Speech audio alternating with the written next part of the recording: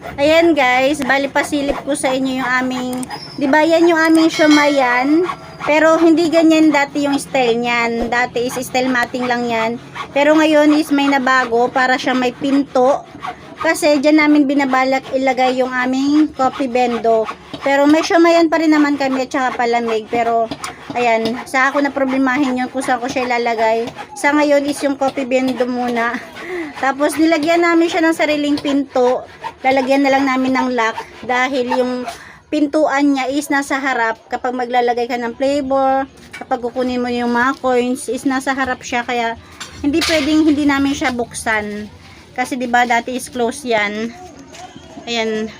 Kasi pag open, hindi naman pwedeng isagad namin dito para pag binuksan namin do, 'di ba? Kasi yung ipapasok nila yung kamay nila. Mas maganda talaga yung nasa bungad lang.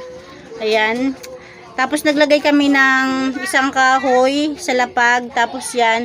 Bali yung mga ginagamit lang talaga namin dito is mga recycle na kahoy. Kaya medyo tipid.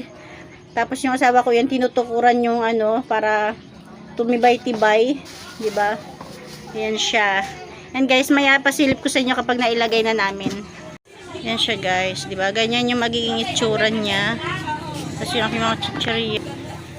Tapos ayan, bali may mga nakasabit dyan, tinanggal muna namin dahil medyo masikip sa daanan.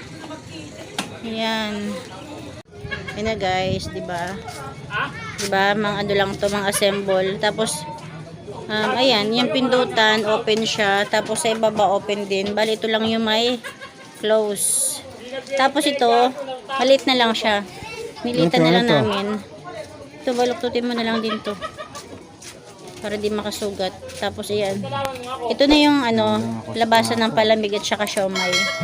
Diba? Bintana pa rin siya.